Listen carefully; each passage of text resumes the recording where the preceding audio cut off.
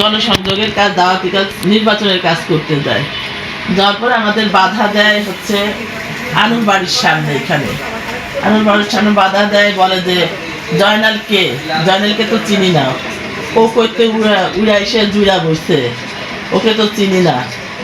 এরকম ধরনের অনেক ধরনের সালাউদ্দিনের রবিনের কথা বলে, ও তো এখানকার স্থানীয়। জয়নাল তো কয়দিন ছিল জানেন, সে কি খন্দকার রোডে। আপনারা তো জানেন না, ওই 2-3 মাস ছিল ভাড়া, তারপর এখন কোথায় আছে সেটাও জানেন না। মানে ও নিজে নিজে একা একাই সব কিছু বলতেছে। বলার পরে আমরা তেমন একটা কিছু বললাম না।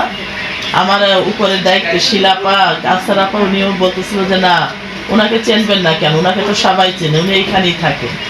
তা আমি বললাম যে বাবা, আমরা যাকে ভোট দেবো সে তো এখানেই থাকে, উলট পালট কথা বলতেছেন কেন আপনারা? তখন বলার পরে উনি অনেক উত্তেজনা হয়ে গেল, রাগ হইল ওনার।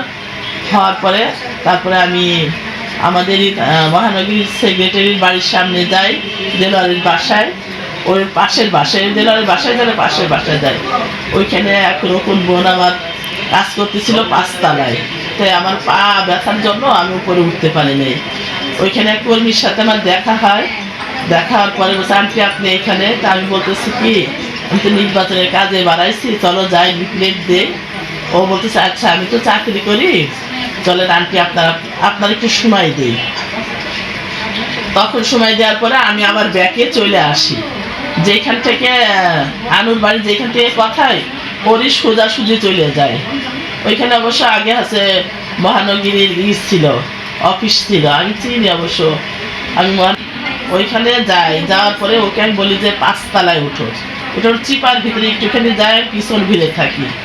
ওইখান থেকে যে কে আমাকে মানে এটা মানে বুঝতে পারলাম যে আমাকে কেউ হয়তো মারতেছে। তখন আমি ঘাটটা সরাই দিই সামনের দিকে, দেওয়ার পরে মারার পরে আমি বসে পড়ি।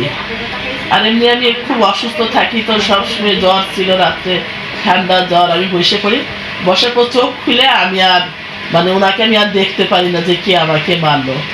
তখন হচ্ছে ওই আস্তে আস্তে আমি সামনের দিকে এক রিক্সাওয়ালা এসে বলতেছে, আন্টি আপনার কি এখানে?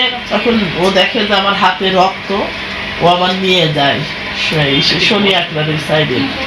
নিয়ে যাওয়ার পরে একটা ইসে নিয়ে যাওয়ার পরে ওইখানে ডাক্তার দেখায়। দেখানোর পরে আমি একাই বাসায় চলে আসছি এই কারণে যে না 4টা না, যেটা সত্য সেটা মাথায় আর কি লাগে নাই, হয়ে গেছে আর কি।